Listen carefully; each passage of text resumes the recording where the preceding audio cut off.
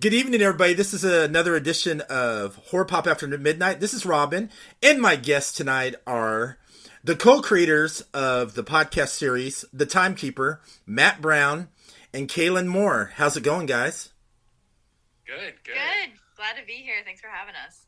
Oh, thanks for coming on. It's going to be a great night. Yeah, we're excited. Yeah, let's talk about your podcast series, The Timekeeper. How'd you guys come up with that type of concept to make into a podcast series? I think it was spending a lot of time during the pandemic, watching Twitch and and thinking about being trapped in evil video games. I don't know why those things is like the feeling of being trapped inside and like constantly like watching gamers and thinking about that stuff. I think like just, you know, I think everyone after like 2 years of pandemic wanted to either write a horror something or like felt like we were living in one. Yeah. So I think that's really where it came from.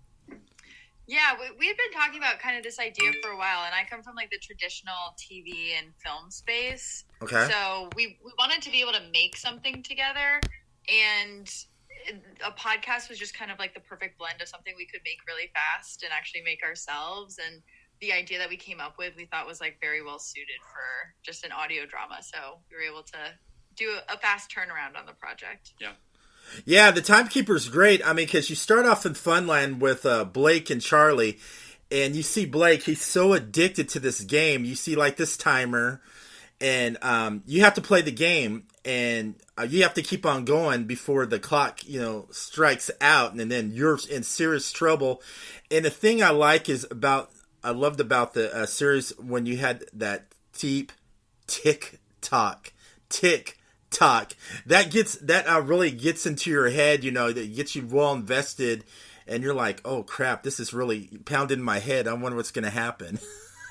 Yeah, that was a fun challenge because like obviously, you know, so much of horror is visual, like especially obviously like in films and even like in theater, you're playing on the atmosphere, you're seeing the sort of like over the shoulder shots, or you're seeing what's behind someone in a hallway.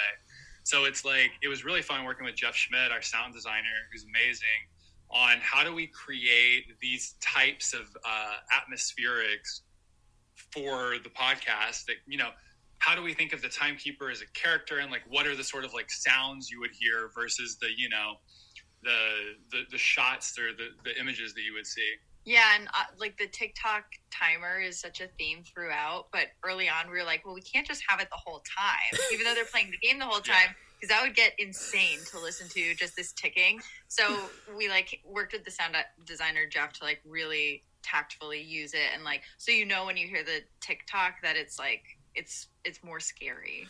Yeah, and I love the origin story of Jay Fairchild, where you guys are talking about Shady Pines, how he was doing this program, I guess, to see how far you can stay up and how far you can manipulate the mind and how far it can go, because we only use less % of our brain. We really don't use the whole brain, and I love the concepts, how it does that, and then all of a sudden the whole place catches on fire and everybody dies, and you're like, what the hell just happened?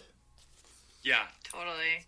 I know, and that feels like more and more relevant of a theme, like especially around the time that we were coming up with the idea. It was like everyone was kind of coming back from COVID, and everyone was expected to be functioning at 110%, like nothing happened, and everyone get back in the office, do your job. So the idea of like Jacob Fairchild running these experiments where he's trying to get people to use 100% of their brain, or like push people to be their absolute most highest functioning selves, and then it all kind of coming to a head for him, just it feels very relevant today. I think there is like the darkly like in my mind, Kaelyn always says this because the stuff that I write, I'm like, I think is like really funny, and she's like, Matt, that's like super dark. Yeah. And I think there is like the really like, I'm like thinking as like Jacob Fairchild, like, okay, how would I set up this experiment? This is hysterical. I'm going to tell people about this game. They have to get the 13 keys. They can play as long as they want. But if they stop playing, we start this timer. I'm like, that would just put people in such a horrible mental state. Stressful. Yeah. And I'm like, this is great. This is hysterical. I'm like, oh, but this is like the villain. Yeah. I am the villain. Yeah. Yeah, think of all the energy drink companies would be making all this money. They're addicted to it. It's like, I'm gonna drink a bunch of Red Bull, Monster, or whatever. I'm gonna get the 13 keys, and I'm gonna win this whole game. And it also kind of reminds me of A Clockwork Orange a little bit. You know the scene where you have Malcolm McDowell, his eyes are wide open, and he's looking at all this craziness. It kind of gets a Clockwork Orange kind of vibe too. I love that movie. I'm glad you brought that up because that actually is like, there's no visuals in the podcast, but when I was doing kind of mood boards, like that exact image where he has them like under his eyes like this, and sort of having his brain retrained was one of the images in my head. It was in my head the whole time I was listening to it, besides the TikToking, and I was like, ooh, I'm getting invested in this. I gotta play the next episode, man. Because I love how you guys like end it with like a cliffhanger. You're like, it gets real good towards the end, and all of a sudden it just ends. You're like, what? Yeah, that's the fun part too, is like hoping that, podcasting is a little weird because it's like you're doing something that's sort of episodic, but for us, it's 2 hours. So normally it would be like a movie length in a sitting. So how do you create the engagement? You talked about that a lot when we were doing the script, is creating those kind of cliffhangers. Yeah. Yeah, it's pretty good. And then also like when they play the game, when they're walking inside, Shady Acres, seeing everything, at the elevators, finding the keys to certain rooms. And of course you see the creepy timekeeper sneaking up on them sometimes too, which is very eerie. And then when you listen to the audio podcast on Spotify, you have the different colors with the characters' names on it when they're talking. Is that kind of like the color keys into the timekeeper game? That's why you made it with the character names and stuff like that? So we actually wanted to do every platform is kind of merging into one where they're all audio and visual. So when we were originally concepting this, we wanted to create like a visual companion. So it would play like well on YouTube and then obviously Spotify with the video. So that was something we did originally, sort of like planned out to have these kind of atmospheric images. And then the colors for each character are sort of like personality based. Okay. So they maintain them throughout. And then like, in certain scenes they interact in different ways. Yeah. It's like the triangle of the three best friends. And then Buzz is like off to the side over here, like on the edge. Yeah, and it's been helpful. Like we've gotten some comments from people who either aren't used to podcasts or people who just like visual accompaniments for like focus reasons, that are like, oh my God, thank you so much for having a visual element. It's just helping me stay organized while I'm listening. I think the visual element also, because it gets so crazy listening to a podcast, you don't have visual cue for characters. So it's hard to know like who's in the scene and who's where. So the visual element for, people who are listening that maybe haven't seen it, are these audio waves for each characters, but you're also seeing kind of like the background of the location they're in. Yeah, that's what I like about which that. Which just kind of helps keep people oriented. And I almost prefer watching it with the visual element now. I'm like that too, because I'm so used to listening to podcasts, and I love how you did that, because that really, kept me, interested in listening to it. Like how like you hear them going into the car on a rainy night, so you see a front of a dashboard and you see the rain, like, you're really with them sitting in the car, or like they're going into a house, investigate. It feels like you're in there with them, which I kind of like. I think there'll be a lot of cool stuff like that in the future now, especially that everyone's more accustomed to YouTube with podcasts, right? Doing the big podcasting push. And then also Spotify with video. I think you're going to see these kind of hybrid things, like, Apple even released essentially what we did like last year. So I think there's going to be some cool stuff where it is like sort of atmospheric and creepy, but also like kind of feels like the old radio dramas that's like I'm always inspired by. Yeah. The radio dramas were the best. I've listened to some old radio dramas sometimes, and I love how you're doing it because it kind of reminds you of like a sci-fi / horror radio drama, like people listened back in the day, which is clever, you guys. You did a smart thing for doing that. Let's talk about the cast of characters. Oh, you got some. Let's talk about Buzz. He's like the real airhead, fun of the party, jock type of guy. Oh, I can do that. That's no big deal. Let me go do this. Buzz cracked me up. We joke about Buzz being like the only useful person like in the of all of them. Yeah, he was. Has the car. Right, you're like, okay, wait, Buzz is the one who, like, who has the car and actually drives them. He actually has tools and knows how to use them. Yeah. He's the one who, like, shows up to save the day, but, like, he just sounds like he's so incompetent. Yeah, he's one of my favorite characters for that reason. He's one of mine. He's just entertaining because he gets into the right spots at the right moment. He's like, oh, I got this. Would you like some orange juice with that coffee? That was so funny when he did that. I was like, where are you going, Buzz? I know. I like to believe that, like, he's going to live his whole life that way. And one day he'll just, like, be CEO of some company because he's in the right place at the right time. And yeah, he's just one of those guys. And then let's talk about Gamma. Gamma, I really like him. He's, like, so superstitious. He's afraid of ghosts. He's afraid of everything paranormal, everything that's weird and different. And he always, like, freaks out. He kind of reminds me of the Shaggy of the group. Yeah. Yeah. And Gamma's actually, so Arjun Natalia, who is wonderful, who plays him in this, like, Gamma's actually named after an older, like, Brazilian friend of mine. Okay. Who I knew when he was, like, in his late 40s. But he was, like, his nickname was Gamma. But he was that sort of, like, always hustling, but very, like, superstitious. He was always running some sort of, like, you know, borderline smuggling operation. There was always something going on in that family, and I loved them, and it was hysterical. And that's, like, the energy that kind of I brought to this Gamma. Oh, yeah, Gamma just knows a guy for everything. Yeah. Oh, I love it. That was clever. I just call him Shaggy of the group. I mean, he'll always be Shaggy. Let's talk about Judah Lewis and Chandler Kinney, who played Charlie and Zoe. Those guys, I don't know how were they in mind for the roles, because both of those guys nailed their roles pretty well. And they had that great chemistry, and you can tell how they played off each other during the podcast episodes, which I think was pretty cool. Yeah, it's really crazy because we recorded everything remotely. We were able to, just send some of the actors microphones, and everyone kind of recorded in their closets. So Chandler and Judah initially weren't going to have any days together, but we were able to move everyone's schedules around so they at least had one day of recording on the same session. And I think that really helped, but they also just had very good natural chemistry. But we were so lucky that we were able to have a day because a lot of the actors just recorded in isolation in their own closet with just us on the Zoom, weren't necessarily able to get, the energy of the person they were in the scene with.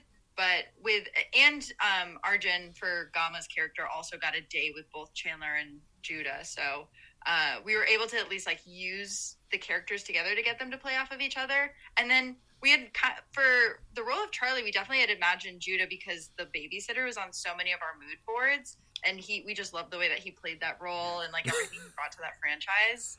And we were kind of like, what if, like, as we were putting everything together and we were seeing him on our mood board in the summer of '84 too, right? It was a big one for us. We were like, what if we just asked? What if we just asked Judah if he would do this for us? And luckily he got the script and he loved it, and he was, like, all hands on board, like, really excited to do this with us. And it was kind of the same with Chandler too. Like, once we reached out to Chandler's team, she read the script and was also really excited. So we got very lucky with the cast. Yeah, Chandler's from Pretty Little Liars, so that was kind of a cool thing how you got that. Yeah. Well, yeah, and we were recording her, like, right in the middle of her press tour for that, like, right after it came out. But she's such a warm, like, wonderful person, and, like, making the schedules work was just so great to work with. So, and same for Judah, like, really both wonderful to direct and work with. Yeah. Yeah, you can tell they worked well, together, because they were playing off when when they were doing the recordings, and plus, you can tell they were, like, it seemed like they knew each other. The characters, like, they knew each other for a long time, because how Charlie and Zoe were once an item, and they went their separate ways, and Zoe had to be with Buzz, and I love the sarcastic humor from Charlie, how he just gnashes his teeth, every time he sees Buzz because he's with Zoe. I know. I think we've probably all been in that situation where, like, the person you have a crush on or the person you used to be with is, like, still in your friend group, but, like, with someone. And there just is that, like, you just are gritting your teeth, like, the whole time. And we're both from really small towns, too. So we wanted to kind of capture that in the podcast, that feeling of hey, you grew up across the street from me and we were best friends as children, but then when we got older, I had a crush on you, but you were dating this other guy that we all know because we all go to the same high school. And just the pain of not being able to escape that situation, and everyone really knows everything, or everyone knows everyone in the town. And we knew that was going to be difficult doing a podcast, like recording remotely, because it requires so much familiarity to pull off that type of relationship. But we thought everyone did an amazing job.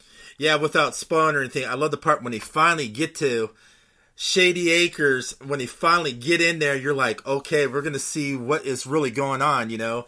We're going to find out the true story of Fairchild and this mysterious woman who was also working with them too. And it was cool because Charlie be on the computer, you know, playing. But when you go inside the thing, it's just like playing on the game because it's the same rooms and all that, which is kind of clever, like the elevators. And he's still trying to find the real keys and the whole ending. Boy, that threw me a curveball, that twisted ending, how you guys like ended that. I was like, whoa. It was fun, and I think that's actually what got Judah on board with the script, was kind of the twists. Because that was like the main thing he told us, like, you know, after we kind of finished, was like, normally in reading the script, he's like, I know where this is going, and it's like predictable. And he's like, with this one, I just didn't.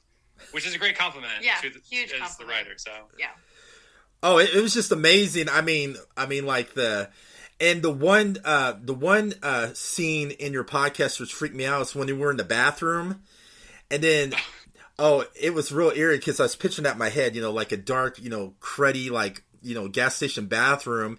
You see the keeper creeping in, and then all of a sudden you see the words right in the stall, tick tock. That was creepy. That's the other fun. Like, I think that's, to me, always the most fun with like horror is just those little things, like the little visuals, or like the tick tock, the ticking of the clock. Like those kind of devices are just so fun to play with, like as a creator. Yeah, we knew that we didn't have the visual cues to be able to make something scary, so we worked with our sound designer to figure out, what does the timekeeper sound like? How can we use sound effectively to be creepy, to be scary? What does a jump scare sound like when it's only audio and it's not visual? Like, it was really fun having those conversations, especially like my background is like the Conjuring movies. I worked on Conjuring 3, Annabelle 2 and 3, which those rely heavily on jump scares and like really intense visual elements. So it was fun kind of like reusing my brain to figure out, okay, how do we make this creepy in just an audio way? So how much fun did you do that with all those Conjuring films? I bet you were like a big kid in the candy store, man. You come with this crazy imagination because it's horror. I bet you probably had like a warped, crazy mind in your life. It's like, I'm going to add something to that. Yeah, that was like amazing to work on. I remember being on Annabelle 3 because it's there at certain points you're in the Warrens like museum with all of the stuff, and I would just like walk around, want to like take everything off the shelves and just like hold it in my hands, but of course I didn't do that. But yeah, so it literally was like being a kid in a candy shop. You're just like looking at the shelves of like, oh, this is so cool. And what about you? What fun horror have you done, Matt? This is the first like horror thing that I've like written and directed. So, because most of the stuff that I do tends to be, I did indie stuff a long time ago, or it's like adventure thriller. So that's like the thriller elements that came to this, that I think was really like in kind of more in my sweet spot. And a lot of your inspiration too comes from like those adventure movies with like kid ensembles and yeah, like Goonies and stuff, having those like big, like fun adventures. Yep. So when you guys are not having fun in horror and all that great stuff behind the camera and, you know, entertaining people, what are your guys' passions? What does Matt and Kaelyn really enjoy when they're not, you know, filmmaking or having all that great fun? It's a lot of our days now. Luckily, like it is our passion, so we get to do it full time now, which is amazing. Like we have another podcast we're working on called Heart Starts Pounding, which is what the Timekeeper was under. It's a Heart Starts Pounding production, and that started out as just like a passion thing that I was doing on the side while we were kind of conceptualizing the Timekeeper, of scary stories that I grew up loving, other like creepy tales I had known about, other unsolved cases that I was interested in. And each episode is just like a different exploration into a haunting, a horror, or a mystery. And that has really snowballed over time and found like an amazing community of people that really enjoy it, to the point where it's grown a lot faster than we ever thought it would. And now that's something that we've been tackling together. And it is a job now, but it started as a passion and it's remained a passion. So I feel, we're very lucky that we get to, do our passions full time. That's pretty awesome. And how'd you guys meet and actually get together? We got together like 4 years ago is when we started dating. So we've been together Ooh, since okay. Yeah. It's been a very easy transition like into working together too, because we just have like the really similar sensibilities on stuff. And I think some of the stuff that I'm not so good at, Matt is very good at, and vice versa. And on the Timekeeper, Matt was really the creative force behind it. Okay. And I was doing operations. I was doing all the SAG paperwork and, handling contracts and stuff. All the producing and the casting. And now on Heart Starts Pounding, we've completely flipped, where I write the scripts and narrate, and Matt does a lot of the operational things. So it's been a really nice complement of skills. Now you got me hooked on Heart Starts Pounding. I definitely need to check that out. So are you going to make any more podcast adventures with Zoe and Charlie and see what they're going to be doing next?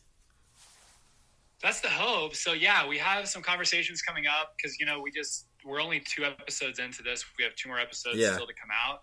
And then talking to some potential partners and production companies about, kind of where the story goes from there, or if there's adapting into another medium. But yeah, both of them are, have options for future seasons for it. So, and Jude is also an executive producer, so he's for sure on board for, anything else with the Timekeeper. I know he's excited about where the universe goes. Yeah. I'm definitely excited to see where the universe goes too, and I want to see more action with Buzz. I wouldn't mind seeing a little spin-off about Buzz, how Buzz came to be before he got into this mess about the Timekeeper game. I want to know his origin. How he bumped into Zoe. That'd be kind of fun too. Yeah, I think Buzz will definitely be coming back. Hopefully. Yeah. I hope we see a lot more of Buzz too. Oh, we better, man. I mean, I wish I had a Buzz of when I was growing up, a group of friends. He would have kept me entertained all the time. I know. So, one more question. What does horror mean to you guys? I think for me, horror has always been a way to showcase kind of the human experiences that we're having. That's always been the horror that I've been drawn to. Things like Babadook, or even Jennifer's Body. Like, I don't know, ways that kind of like take, in both those examples, it's like taking the female mind and like experiences that these women have had and kind of, okay, what does that demon look like? What does that creature look like? That's always been my favorite kind of horror, and that's what we wanted to channel also with the Timekeeper. Like, we're all kind of afraid of being in games that we can't win. Mm-hmm. We're afraid of being stuck inside of systems. And so what does it look like when these 3 kids that haven't experienced adulthood and experience like the full spectrum of that, when they start feeling that and kind of bring their perspective to it? And so that's kind of always, I guess, what horror has meant to me. I think horror to me is the feeling of questions that can't be answered. Like, I think that's the stuff that's like most unsettling, and what I think of horror doing versus like a lot of other genres is it like ask you a question that has no answer and like forces you into this place where you have to like kind of grapple with that. And I've always found that like really compelling about a lot of the best horror. Mm. That good answer, guys. Good answers. So where can everybody... We've been forced to think about it a lot, I think. Do you have an answer for that? What does horror mean to you? Ooh, mine would be like more psychological in the head. Something that gets you, like the characters in the film that really gets you sucked into it. And it really... I'll give you a good example. I went and saw this film called Infamous last night. Has Sean Patrick Flannery in it. He plays this convict that's in Death Row, and he's possessed by the demon Narcissus. So they bring the psychologist in to see if he's sane or he's making it up, or was he really possessed.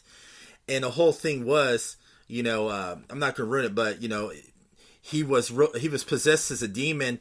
His mannerisms, his facial gestures, how he held himself, how he could snap it on and off, gave me like chills in my spine. And after I left that movie, I was so creeped out. That's what horror means to me. I want something that's really going to get me. I'm going to really feel it when I leave the theater. Totally.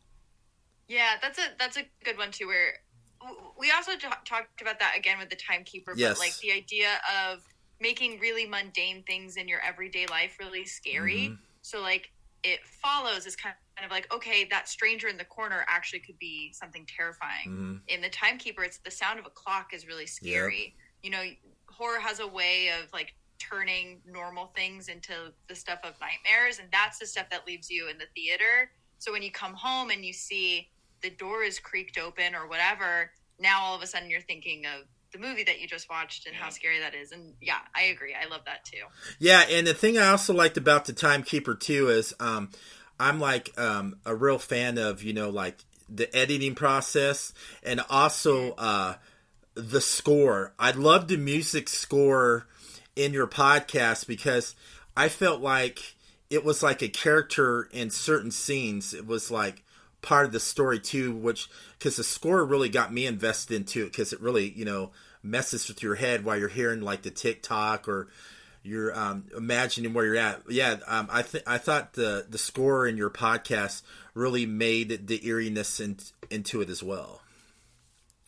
Yeah, thanks. We also got lucky with the score where it's not luck, but not only is the composer a fantastic composer, has worked on Fast and Furious 9 and 10, worked on the Mario movie, worked on Scream and Ready or Not, amazing stuff. But he's also one of my best friends from high school. So he was Shout out Josh Zimmerman. Yeah, Josh Zimmerman, the only person we wanted for this, and absolutely crushed it with the score. He did an amazing job, but also to our sound designer Jeff Schmidt's credit, the mixing is incredible. Like there's so many times where he just took little stems from the score and worked it in a way that sounded unrecognizable from the score, but you can catch a little glimpse of it. And both of them are like such rock stars. Yeah. And I agree. I feel like it completely made parts of the podcast. Oh, it sure did. And, I really enjoyed it. And I have a feeling there's more people are going to enjoy it. And I hope people do more of the audio podcasts, like, I think those are fun. It's something different. It's unique. It's not something like you're rebooting or, something different, instead of hearing the same stuff over and over again. Yeah, I agree. Yeah, it's a fun new medium. Totally. So where can everybody find you guys on social media, and also check out the Timekeeper, and then also when Heart Starts Pounding comes out? So I'm on Instagram and TikTok at Heart Starts Pounding. You can find daily doses of horror there. I do a lot of like interesting little tidbits of horror. The Timekeeper is available. Timekeeper and Heart Starts Pounding are available wherever you get your podcasts: Apple Podcasts, Spotify, Pocket Casts, Amazon Music, everywhere. And I think, am I missing anything? Yeah. Yeah, and it's also heartstartspounding.com for links to all of the things. Yes, that's the easy place. Oh, yeah. All right. Thank you guys for coming out of your busy schedule to come on. Yeah, it's great to meet you. Yeah, thanks so much. This was so fun. Yeah, and everybody have a great evening.